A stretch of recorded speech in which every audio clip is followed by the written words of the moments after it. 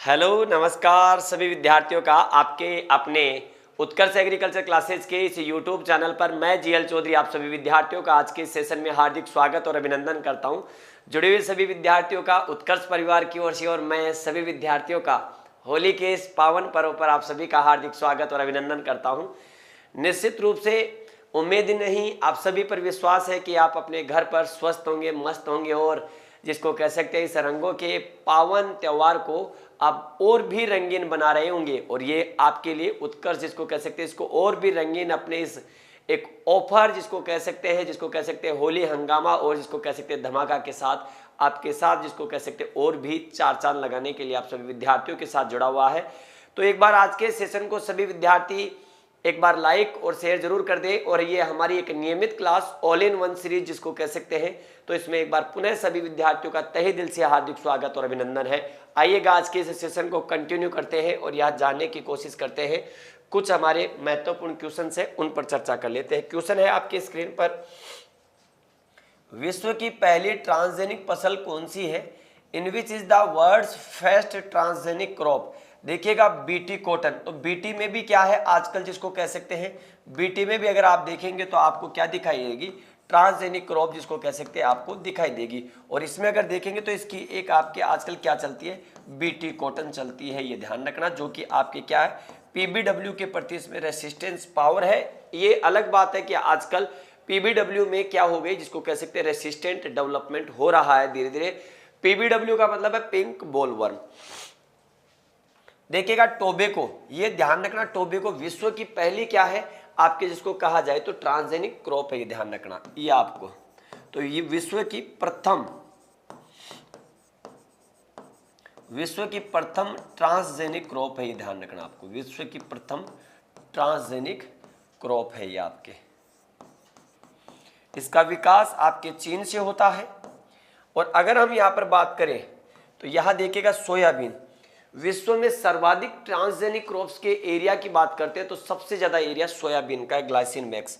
तो ये ध्यान रखना, विश्व में सर्वाधिक बोई जाने वाली ट्रांसजेनिक क्रॉप, विश्व में सर्वाधिक बोई जाने वाली ट्रांसजेनिक क्रॉप।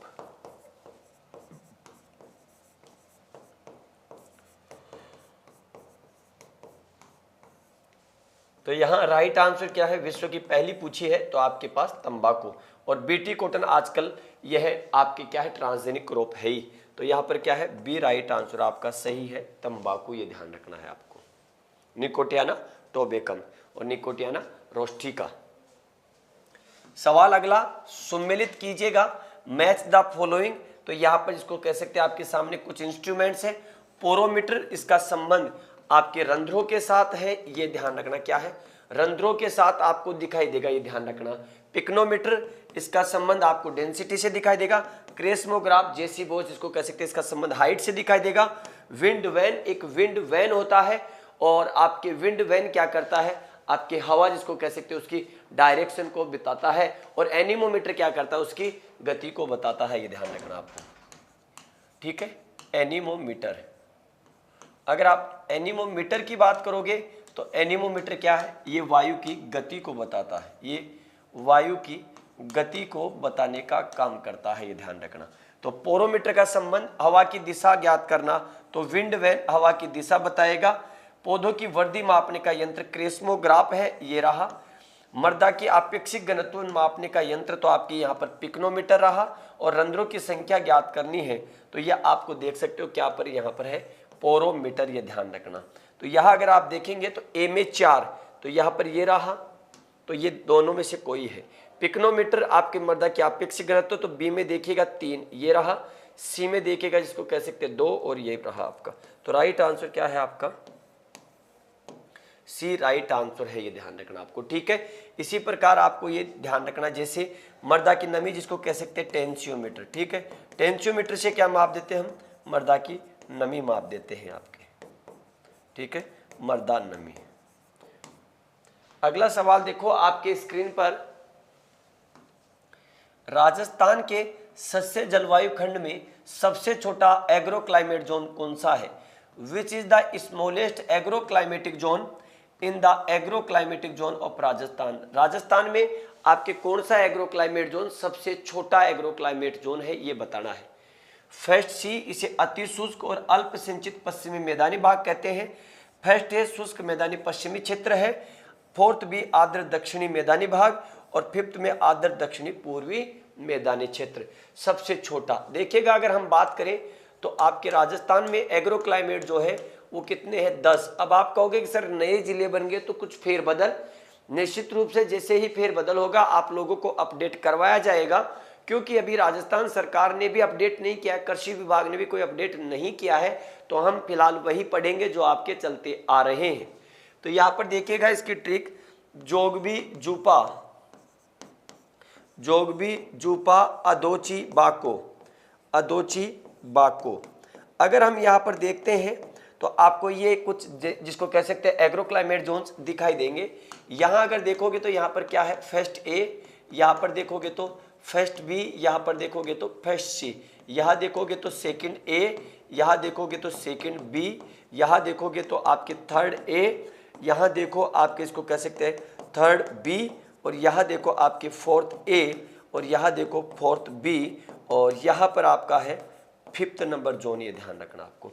यहाँ पर अगर जो का अर्थ देखोगे तो आपको क्या दिखाई देगा, जोधपुर। ये ध्यान रखना, अगर ये जिले आपको ध्यान में रहेंगे तो आप इनकी पहचान कर सकते हो। तो यहाँ पर जोधपुर जिसको कह सकते हैं, और आपके इसको कह सकते हैं क्या है, बाड़मेर।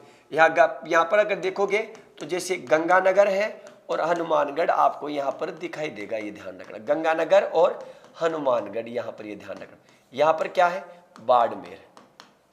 अगर आप यहाँ पर देखेंगे बीकानेर, तो यहाँ पर एक तो बीकानेर है, और बीकानेर के साथ ही आजकल इसमें क्या है आपके पास जैसलमेर। इसलिए ये राजस्थान का क्या है, सबसे बड़ा एग्रो क्लाइमेट जोन है। देखिएगा जू, तो यहाँ पर जू का तो झुंझुनू हो जाएगा, और अगर आप यहाँ पर देखना चाहेंगे तो झुंझुनू के साथ आपका क्या है, जिसको कहा जाए तो सिक्कर है। सिक्कर के साथ जिसको कह सकते हैं आपको चोरू दिखाई देगा, और एक अंतर प्रवाह के रूप में नागौर दिखाई देगा।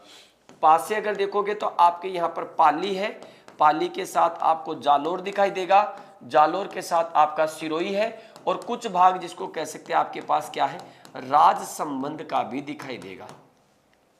यहाँ अगर देखोगे तो यहाँ पर ऐसे अजमेर है, अजमेर के साथ राजस्थान की राजधानी जयपुर है, जयपुर के बाद अगर देखेंगे दौसा, दौसा के बाद अगर देखोगे तो आपके अविकानगर टोंक भी यहीं पर है। अगर देखेंगे तो यहाँ पर दो, तो ध्यान रखना दो से धौलपुर होता है, तो यहां देखें दो से धौलपुर। और अगर हम यहां पर बात करें तो एक जिसको कह सकते हैं, पहले लिखो आपके यहां धौलपुर, तो ये ध्यान रखना, जैसे ए यहां पर अलवर भी यहीं पर है, बी भरतपुर भी यहीं पर है, सी करौली भी यहीं पर है, और डी धौलपुर लिखाई दिया है, और SWM और ऐड कर लेना, ठीक है। यहां पर ची, तो यहां देखो चित्तौड़गढ़, तो चित्तौड़ को चित्तौड़ लिख रहा हूं। यहां पर जिसको कह सकते हैं एक आपके पास क्या है, राजसमंद है, क्या है, राजसंबंध आपको दिखाई देगा, और यहां पर आपका इसी में उदयपुर है, और इसी में एक और है आपके पास भीलवाड़ा, ठीक है। अगला देखो यहां पर जिसको कह सकते हैं बांसवाड़ा और डूंगरपुर, बांसवाड़ा और डूंगरपुर, बांसवाड़ा के साथ में डूंगरपुर, और डूंगरपुर के बाद में आपके यहाँ पर प्रतापगढ़। और ये राजस्थान का क्या है, तो ये राजस्थान का सबसे छोटा एग्रो क्लाइमेट जोन है, यही पूछा है। इसका अगर आप नाम देखोगे ना तो यहाँ पर क्या है, ये राजस्थान के दक्षिण में है, इसलिए आप यहाँ पर लिखो, यहाँ पर राजस्थान में दक्षिण, ठीक है। यहाँ पर आर्द्र दक्षिणी, ये ध्यान रखना, तो आर्द्र दक्षिणी मैदानी क्षेत्र या अरावली का प्रभाव भी आपको देखने को मिलता है। और यहाँ देखो यहाँ पर सोयाबीन और ब्लैक सोइल, कोटा आपके जिसको कह सकते हैं 12, कोटा 12, बूंदी, और बूंदी के साथ अगर आप देखोगे तो कोटा 12, बूंदी और झालावाड़, ठीक है। तो यहाँ पर क्या है राइट आंसर जिसको कह सकते हैं, तो यहाँ पर फोर्थ बी जिसको कह सकते हैं। तो यहाँ हमारा राइट आंसर आपकी स्क्रीन पर फोर्थ बी, आर्द्र दक्षिणी मैदानी क्षेत्र। क्या पूछ रहा है, सबसे छोटा एग्रो क्लाइमेट जोन। यहाँ पर ध्यान रखना मक्का की खेती भी होती है, यहाँ कपास भी होता है, यहाँ धान भी होता है, या आम भी होता है, यहाँ केला भी होता है, इसका ध्यान रखना है आपको। तो राइट आंसर इस पर क्या है, सी आपको सही आंसर दिखाई देगा। ठीक है, स्क्रीनशॉट लेना चाहो तो इसको ले सकते हैं, क्योंकि कंप्लीटली एग्रो क्लाइमेट जोन मैंने यहीं पर बता दिया है। अगला सवाल अगर आप यहां पर देखेंगे तो अगला सवाल देखिएगा, प्रमाणित या उत्तम बीज की विशेषता में असत्य कथन का चयन करें। कौन सा फॉल्स स्टेटमेंट है किसके लिए, आपके प्रमाणित और जिसको कह सकते हैं उत्तम बीज के लिए। तो यहां पर देख लेते हैं, choose the false statement regarding the characteristics of certified और गुड सीड। यहाँ पर गुड सीड के जगह होना चाहिए था आधार बीज होना चाहिए था वैसे, लेकिन चलो बात कर लेते हैं इस पर भी। उत्तम बीज का मतलब हम ये कह सकते हैं कि एक अच्छी गुणवत्ता का सीड है, ये ध्यान रखना। पहली चीज अगर हम बात करें, देखिएगा बीज के प्रकार की, जब हम बात करते हैं बीज के प्रकार, तो देखो बीज के प्रकारों में आपको क्या दिखाई देगा, सबसे पहले आपको दिखाई देगा नाभिकीय बीज। क्या दिखाई देगा, नाभिकीय बीज। और नाभिकीय बीज को हम न्यूक्लियर सीड कहते हैं। नाभिकीय बीज से जो बीज पैदा होता है उसे कहते हैं आप प्रजनक बीज, इसे कहते हैं प्रजनक बीज। ठीक है, और प्रजनक बीज के बाद आपके क्या बीज पैदा होगा, प्रजनक से आधार बीज जिसको कह सकते हैं आपके पैदा होता है। और आधार बीज से दो बीज पैदा किए जाते हैं, एक आपके रजिस्टर्ड जिसको कह सकते हैं पंजीकृत सीड, एक है पंजीकृत बीज जिसको कह सकते हैं आपको पंजीकृत बीज, और एक जिसको कह सकते हैं प्रमाणित बीज। अब हमारे जिसको कह सकते हैं भारत में जो बीज पैदा किया जाता है वो प्रमाणित बीज पैदा किया जाता है, इसे फार्मर सीड भी कहते हैं। और हमारे इसको कह सकते हैं फार्मरों को राज्य और केंद्र सरकार के द्वारा जो निःशुल्क बीज पैदा जो उपलब्ध करवाया जाता है वह बीज यही प्रमाणित बीज कहलाता है, ये ध्यान रख। हम पंजीकृत या रजिस्टर्ड सीड की बात करते हैं तो इस पर टैग का रंग जो होता है वो बैंगनी होता है, लेकिन हमारे यहाँ भारत में इसे पैदा नहीं किया जाता है, ये ध्यान रखना है आपको। तो यहाँ नाभिकीय बीज, प्रजनक बीज और आधार बीज। अब देखिएगा इन दोनों की प्योरिटी जो होती है, चाहे वो जीपी हो आपकी जर्मिनेशन परसेंटेज, या फिजिकल प्योरिटी जो है वो आल्सो 100% आपके पास होनी चाहिए। लेकिन जब हम सर्टिफाइड सीड की जब हम बात करते हैं और आधार बीज की, तो इनमें मिनिमम जिसको कह सकते हैं 98% से ज्यादा होनी चाहिए, ध्यान रखना 98% से कम नहीं होनी चाहिए, कम से कम 98% होनी चाहिए, और आपके 98 से ज्यादा, ये ध्यान रखना। ठीक है, तो यहाँ पर देखो मूंगफली, सोयाबीन और गंवार में अंकुरण क्षमता 70% होती है, तो सही है। कपास में न्यूनतम अंकुरण प्रतिशत 65 है। आनुवांशिक शुद्धता और भौतिक शुद्धता 98% से कम होती है। संकर मक्का में सर्वाधिक 90 से 95% तक होती है। तो यहाँ पर देखो जेनेटिक प्योरिटी और फिजिकल प्योरिटी 98% से कम होती है। तो आपके प्रमाणित बीज की और आपके आधार बीज की जिसको कह सकते हैं या उत्तम बीज जो है, इसकी फिजिकल प्योरिटी और जेनेटिकल प्योरिटी आपकी क्या होनी चाहिए, 98 या 98% से ज्यादा कम से कम आपको देखने को मिलनी चाहिए, ये ध्यान रखना आपको। तो यहाँ पर क्या है, सी इसका राइट आंसर है। आपसे टैग का रंग भी पूछा जा सकता है, तो टैग का रंग देखिएगा जैसा ये क्रम है उसी रूप से लिख रहा हूं। तो पहले में तो खाली है टैग का रंग, क्योंकि मुट्ठी भर बीज होता है, तो आपके किसान जिसको कह सकते हैं ये बीज कौन पैदा करता है, प्रजनक, तो आपको यहाँ पर नहीं दिखाई देगा, ये ध्यान रखना। टैग प्रजनक है जिसको पैसे प्रजनक और पैसे पीला, ये ध्यान रखना आपको। ठीक है, इसके बाद अगर देखोगे आधार बीज है, आधार बीज पर क्या है, मदर सीड भी कहते हैं, और इस पर आपके टैग जो होता है वो कैसा होता है, सफेद, और यहाँ पर फिर है पंजीकृत पर बैंगनी होता है, और यहाँ पर नीला लिख रहा हूं, ये ध्यान रखना क्या है, नीला रंग। ठीक है, तो ये ध्यान रखना, राइट आंसर क्या हो जाएगा इसका, सी। तो ठीक है, देख सकते हैं आप। अगला सवाल देख लो आपके स्क्रीन पर, ये रहा, प्राथमिक भू परिष्करण का यंत्र नहीं है, the primary soil treatment device is not. देखिएगा दो प्रकार की जिसको कह सकते हैं आपके पास टिलेज की व्यवस्था। स्क्रीनशॉट तो आपके एक बार देखो, इसे आप देख लो, ये लो स्क्रीनशॉट।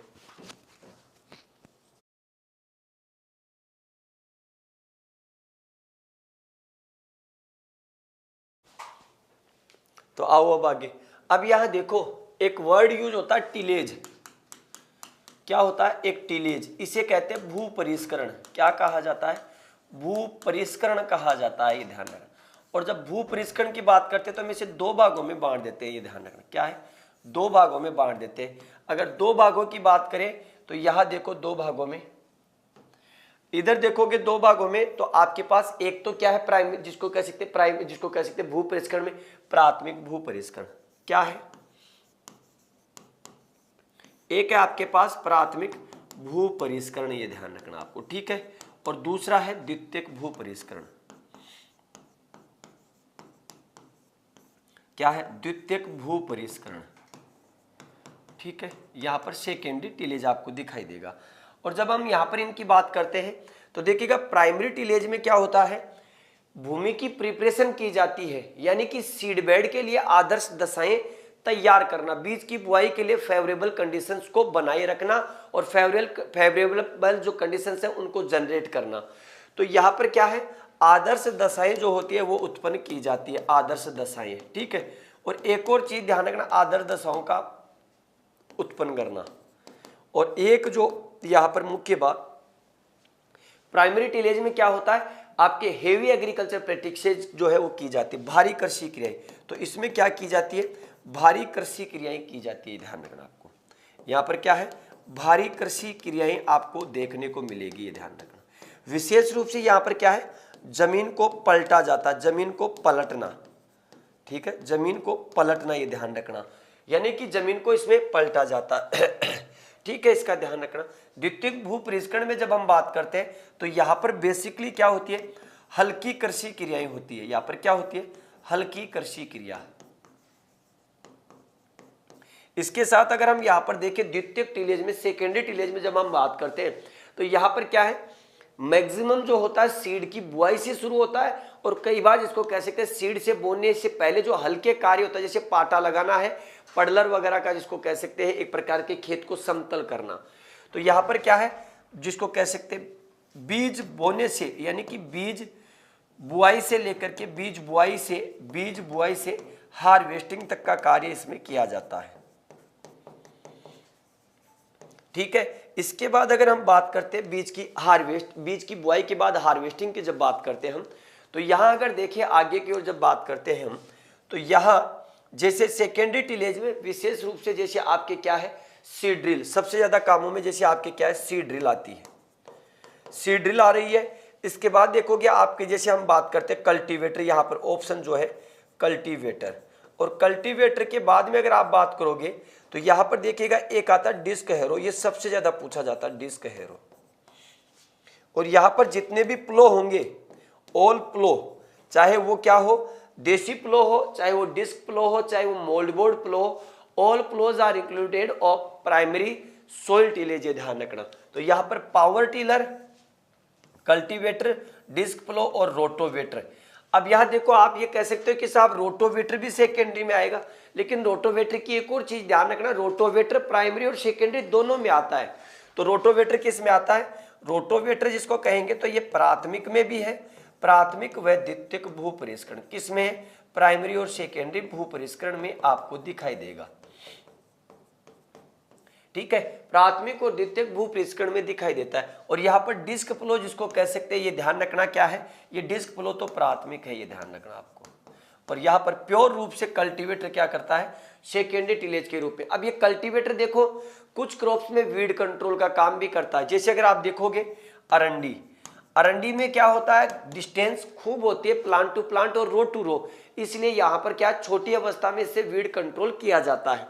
आप कपास में देख लो, अगर आप कपास में गंगानगर हनुमानगढ़ क्षेत्र में कपास बोई जाती है, जैसे जोधपुर में आपके ओसिया, बिलाड़ा, आपके इसको कह सकते हैं बापिनी, लोहा और फलोदी, इस बेल्ट में जहाँ कपास की खेती होती है वहां पर प्राइमरी जिसको कह सकते हैं स्टेज पर जब पौधा छोटा होता है, जब उसमें क्या होती है, सिर्फ जिसको कह सकते हैं मोनोपोडियल ग्रोथ जिस समय हो रही होती है, उस समय आपके क्या कपास में आपके इसका टिलेज में जो है वीड कंट्रोल में प्रयोग किया जाता है। अब देखिएगा गेहूं में क्या करते हैं, आपके 22 पॉइंट जिसको कह सकते हैं आपके, ठीक है, 22.5 × 10। तो यहां अगर देखें तो यहां पर इसकी जो डिस्टेंस है रो टू रो वो मेंटेन करके गेहूं में भी इससे क्या किया जाता है, टिलेज का कार्य किया जाता है, वीड कंट्रोल।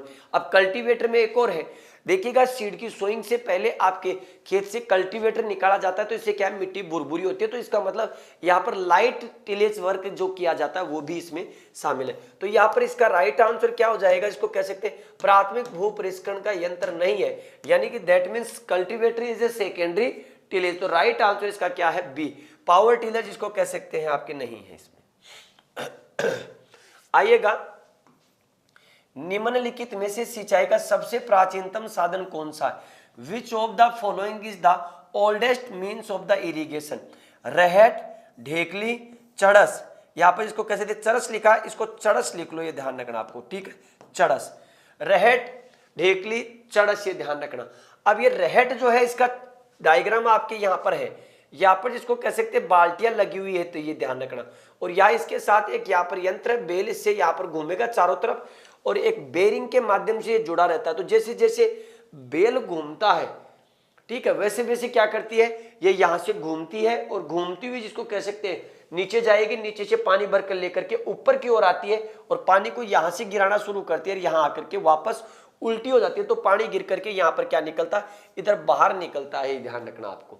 तो ये तो होता है क्या, रहट। लेकिन डायग्राम जरूर रहट का लगा रहे, लेकिन ध्यान रखना ये प्राचीन नहीं होती है। इसका कारण है, अगर प्राचीन होती तो आपको पता है प्राचीन समय में क्या इतनी तकनीक विकसित हो चुकी थी। तो ये ध्यान रखना, तकनीक से चलाया जाने वाला इंस्ट्रूमेंट है एक प्रकार से ये सिंचाई का एक मेथड। जबकि रहट में आपको क्या करना है, रहट देखो आपके पास ये रहा रहट, ठीक है। अब रहट में आपके पास क्या है, यहाँ पर जिसको कह सकते हैं वो एक लगी हुई है जिसको कह सकते हैं भूणी, और यहाँ पर एक चमड़े का बैग बंधा हुआ होता है। अब बेल जिसको कह सकते हैं इसको खींचेगा और ला करके बाहर यहाँ पर इसको निकालेगा। तो सिंचाई का प्राचीन साधन क्या होता है, चरस होता है, ये ध्यान रखना आपको। रहट आपके पास यहाँ ढेकली और बेड़ी दो होती है। बेड़ी को दो लोग पकड़ते हैं, नहर में डिप करेंगे, निकाल करके डाल देंगे। इसी प्रकार ढेकली क्या होती है, जिसको कह सकते हैं जिस प्रकार चरस बंधा होता है उसी प्रकार इस पर एक पात्र बंधा होता है और लकड़ी का आपके क्या जैसे हैंडपंप दबाते हैं ना वैसे होता है। तो वो डिप करके जाएगा नीचे और वापस भर के बाहर ले आया जाता है उसे। तो यहां पर क्या है, सी इसका राइट आंसर है, ठीक है। यहां अगला देखो, यहां देखिएगा आपके होली के इस हंगामा और धमाकेदार ऑफर में अगर आप देखेंगे तो उत्कर्ष के ऑल आपके एग्रीकल्चर के कोर्सेज, चाहे वो आपके यूपीटीजे का हो चाहे जेट का हो, सभी कोर्सेज क्या दिखाई देंगे आपको, अप टू 90% तक की छूट। तो यहां अगर देखेंगे, लेकिन ये ऑफर कब से है आपके, इसको कह सकते हैं 21 से लेकर के 28 मार्च तक। तो यानी कि आपके पास 28 मार्च तक इस ऑफर की वैलिडिटी उपलब्ध है। साथ में 3 महीने की आपको यहां पर क्या दिखाई देगी, एक्स्ट्रा वैलिडिटी।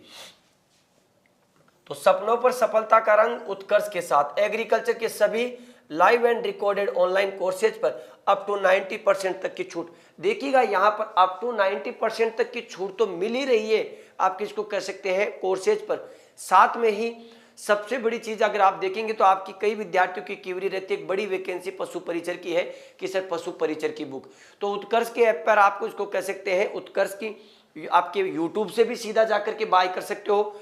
उत्कर्ष के ऐप पर एक बुकशाला का एक जिसको कह सकते हैं अलग आपको फीचर्स दिखाई देगा, वहां से बुकशाला से भी परचेज कर सकते हो। तो यहाँ पर उत्कर्ष ऐप में बुकशाला से प्रिंटेड नोट्स या बुक पर भारी डिस्काउंट, तो यहां भी आपको बुक पर इस समय डिस्काउंट अवेलेबल होगा, ये ध्यान रखना आपको।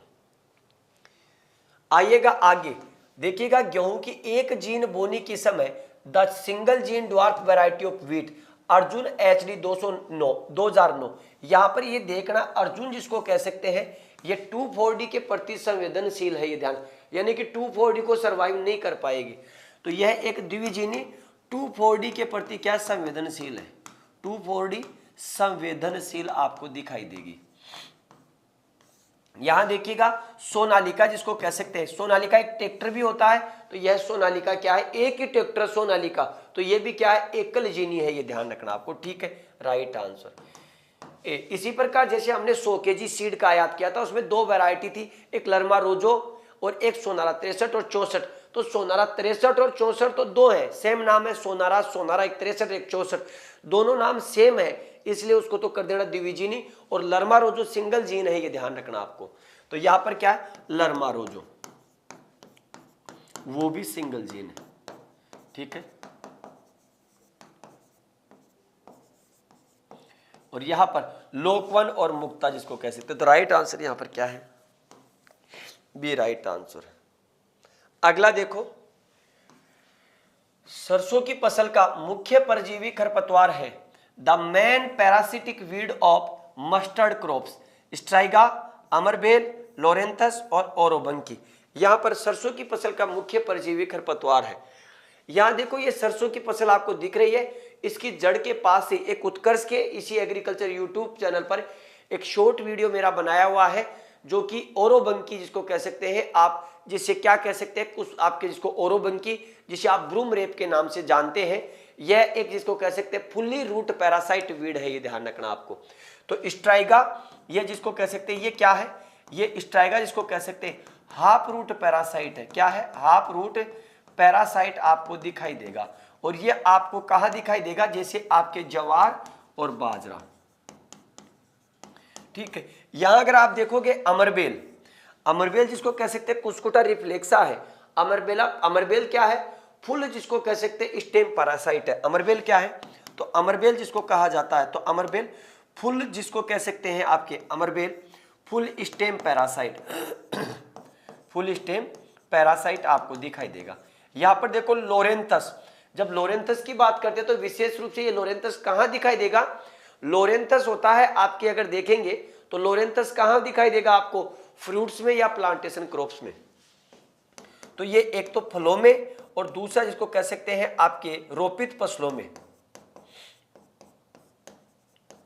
ठीक है, रोपित फसल। और जब लोरेंथस की बात करते हैं तो ये क्या है? ये ध्यान रखना हाफ स्टेम रूट पैरासाइट है, हाफ स्टेम रूट आपके हाफ स्टेम पैरासाइट है। ओरोबंकी जिसको कह सकते हैं, ये क्या है? ओरोबंकी जिसको कह सकते हैं आपको कहां दिखाई देगी? तो ओरोबंकी ये फुल स्टेम हो गया, ये हाफ स्टेम, ये हाफ रूट हो गया।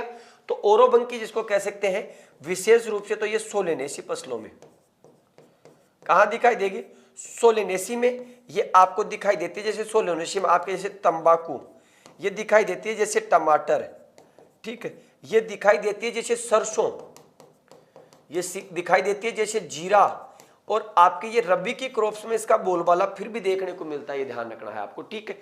तो यहाँ पर राइट आंसर क्या हो जाएगा? सरसों की फसल का मुख्य परजीवी खरपतवार कौन सा है? तो ये ध्यान रखना, डी इसका राइट आंसर है, ओरोबंकी, ये ध्यान रखना आपको। इसे एक और नाम से जाना जाता है ब्रूम रेप। क्या कह देते हैं इसे? ब्रूम रेप कहा जाता है, ध्यान रखना आपको। अगला सवाल देखिएगा, अमेरिकन कपास में गुणसूत्रों की संख्या होती है the number of chromosome in American cotton. हम कॉटन को जब क्लासिफाइड करते हैं तो बेसिकली दो भागों में बांट लेते हैं, ये ध्यान है। स्पेसीज जिसको देखेंगे 4 दिखाई देगी, लेकिन इसे बांटा जाता है 2 में मुख्य रूप से। एक तो ओल्ड विश्व की कपास, ओल्ड वर्ल्ड कॉटन, और एक है न्यू वर्ल्ड कॉटन। उसी में देख लेते हैं, ओल्ड वर्ल्ड को हम क्या कह देते हैं? इन जनरली भारतीय कपास भी कह देते हैं, और आपके न्यू वर्ल्ड की कपास को हम क्या कह देते हैं? अमेरिकन कपास भी कह देते हैं, ये ध्यान रखना। तो यहां अगर आप देखेंगे तो इसे हम किस प्रकार से क्लासिफाइड कर सकते हैं? एक आपके पास जिसको कह सकते हैं पुराने विश्व की कपास है। क्या है? पुराने विश्व की कपास, पुराने विश्व की कपास है, ये ध्यान रखना। दूसरी तरफ अगर आप देखोगे तो यहां पर क्या है? नए विश्व की कपास आपको दिखाई देगी। क्या है? नए विश्व की कपास, तो यहां पर दिखाई देगी नए विश्व की कपास। अब अगर हम यहां पर देखते हैं इसे, तो यहां देखो पुराने विश्व की कपास में क्या है? इस पुराने विश्व की कपास को आप क्या कह सकते हो? भारतीय कपास भी कह सकते हो, भारतीय कपास। और अगर आप यहां पर देखोगे तो इस नए विश्व की कपास को क्या कह सकते हो?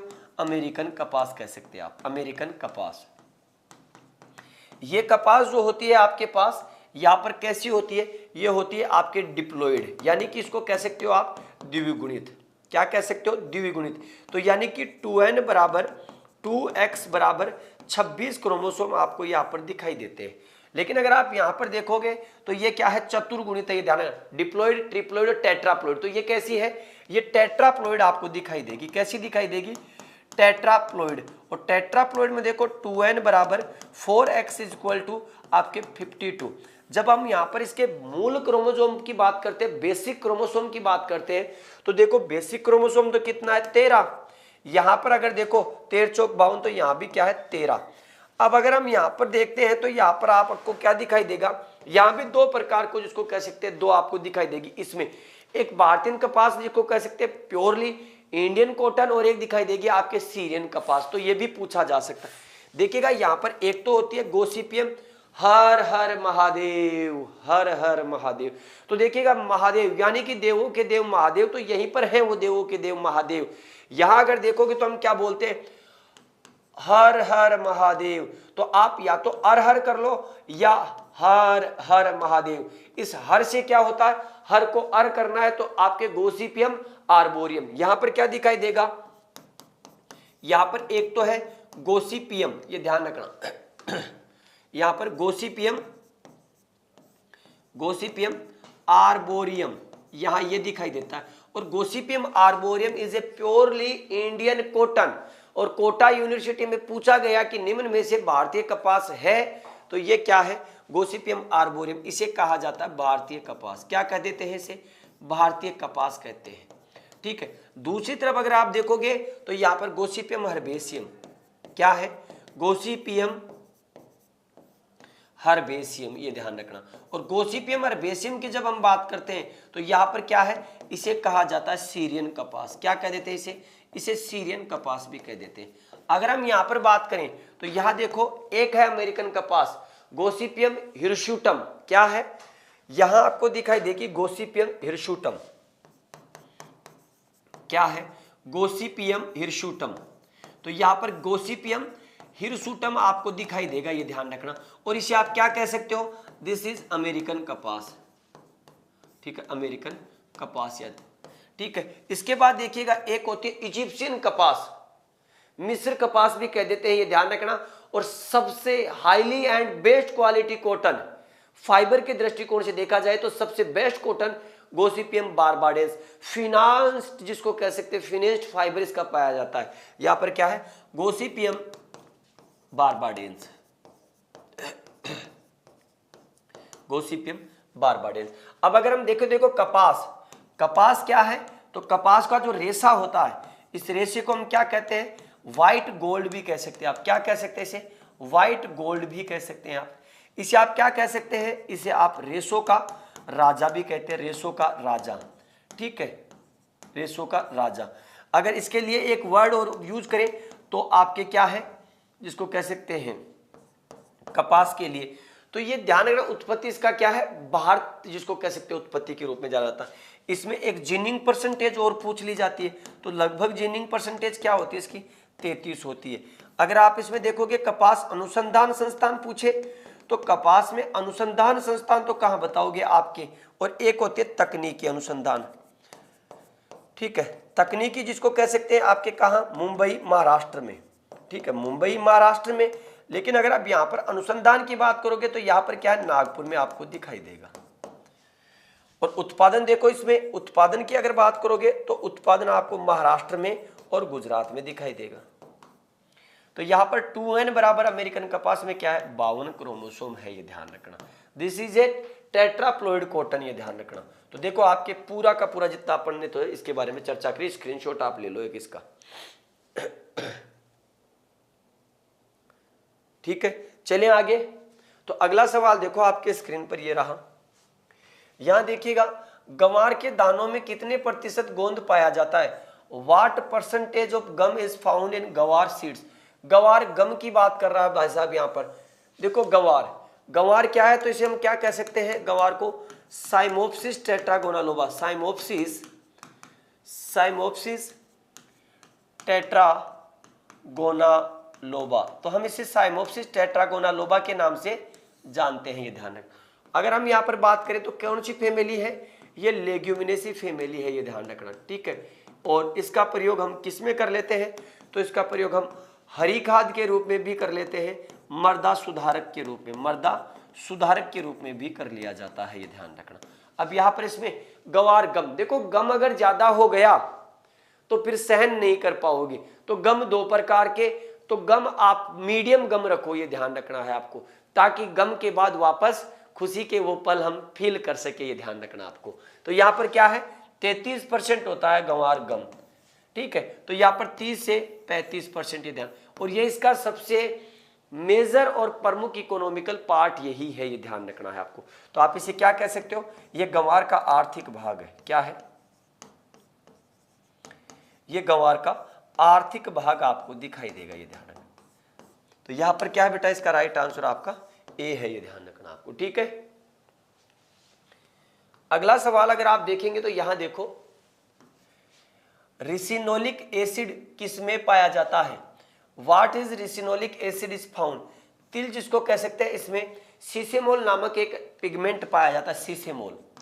और इस सीसेमोल के कारण क्या होता है, इसका ऑयल जो होता है वो खराब नहीं होता, देरी से खराब होता है। सीसेमोल के कारण इसका क्या होगा, सीसेमोल जिसको कह सकते हैं, सीसेमोल के कारण आपको इसका तेल जो होता है लंबे समय तक सुरक्षित रहता है। सीसेमम इंडिकम पेडिलिएसी फैमिली में आपको दिखाई देगा।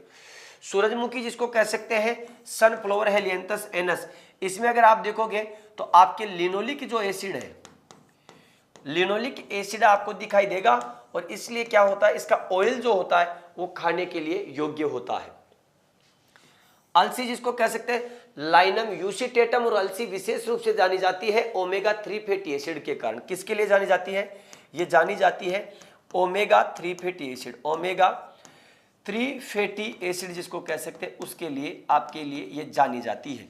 अरंडी जिसको कह सकते हैं रिसिनस कम्युनस, देखिएगा अगर बोटनिकल नाम आपको याद है रिसिनस कम्युनिस, तो यहां पर देखो रिसिनस कम्युनिस में क्या है, रिसिनस जिसको कह सकते हैं, तो रिसिनोलिक एसिड इसमें पाया जाता है, राइट आंसर डी। अरंडी की एक और खास बात है, अरंडी का तेल जिसको कह सकते हैं, अरंडी का तेल जो होता है वो क्या है, अरंडी का तेल, अरंडी का तेल जिसको कह सकते हैं क्या है, किसका काम करता है, विरेचक का काम करता है, दस्तावर का काम करता है। और ये अगर किसी नवजात को हम क्या नहीं दे, कोलेस्ट्रम, खीस नहीं देते, तो खीस की एब्सेंस में हम क्या कर सकते हैं, खीस की अगर एब्सेंस में आप देखेंगे तो खीस की एब्सेंस में आप क्या है, अरंडी का तेल जिसको कह सकते हैं, तो नवजात को इसका तेल आप पिला सकते हैं, ये ध्यान रखना नवजात को, जिससे क्या होगा, उसका जो पहला मल है वो आपके क्या शरीर से वॉश आउट हो जाता है, ये ध्यान रखना। तो अरंडी राइट आंसर। इसमें ओमेगा 3 फैटी एसिड पाया जाता है, इसलिए यह हार्ट पेशेंट के लिए काफी लाभदायक है। अरंडी जिसको कह सकते हैं एक और है, अरंडी की खली जिसको कह सकते हैं, जिस खेत में प्रयोग की जाती है वहां पर टर्माइट का प्रकोप कम होता है, रेसिस्टेंस पावर है। तो आपके ये भी ध्यान रखना कि अरंडी की जो खल है, ठीक है, अरंडी की जो खल है ये क्या है, दीमक जो होती है, दीमक के प्रभाव को, दीमक के प्रभाव को, दीमक के प्रभाव को कम करती है, ठीक है। तो यहां पर राइट आंसर जिसको कह सकते हैं आपके पास क्या है, डी इसका सही आंसर। अगला देखो मेरे प्यारे, अगला सवाल आपके स्क्रीन पर है, ग्लाइसिन मैक्स की सामान्य बीज दर क्या होती है? देखिएगा हम सोयाबीन की बात करते हैं, इसे हम क्या कह देते हैं, ग्लाइसिन मैक्स, ठीक है, क्या कह देते हैं इसे हम कहते हैं ग्लाइसिन मैक्स के नाम से हम क्या करते हैं, इसे जानते हैं। यहां पर अगर ग्लाइसिन मैक्स की आप बात करोगे तो कौन सी फैमिली के, तो भाई साहब फैमिली तो इसकी वही है लेग्यूमिनेसी, और इसी लेग्यूमिनेसी फैमिली के कारण हम क्या कह देते हैं इसे, आपके soybean is a oil seed and आपके इसको कह सकते हैं पल्सेज क्रॉप, ये ध्यान रखना। बट पल्सेज के लिए इसका यूज नहीं हो पाता है, ये ध्यान रखना है आपको, ठीक है। इसमें विशेष प्रकार का एक क्या है एंजाइम पाया जाता है, लिपोक्सिडेज एंजाइम पल्सेज के रूप में। तो ये ध्यान रखना इसमें क्या पाया जाता है, लिपोक्सिडेज एंजाइम, क्या पाया जाता है, लिपोक्सिडेज एंजाइम आपके पाया जाता है। और इस लिपोक्सिडेज एंजाइम के कारण क्या है, इसकी दाल जो होती है बेटा वो खाने योग्य नहीं होती, क्या नहीं होती, खाने योग्य नहीं होती है, ये ध्यान रखना। अब जब ये खाने योग्य नहीं होती है तो ये ध्यान रखना आपको किसके लिए जानी जाती है, तो ये दो चीजों के लिए जाना जाता है। एक तो ऑयल परसेंटेज भी देखने को मिलती है इसमें, और सबसे प्रमुख है इसमें प्रोटीन जिसको कह सकते हैं। प्रोटीन में रिच सोर्स आपको दिखाई देगा, प्रोटीन में 40 से 42% और यहाँ पर 20 से 22% ये ध्यान रखना। अगर कभी आपसे अनुपात पूछ ले तो 40:20 कर देना, यानी कि दैट मीन्स 2:1।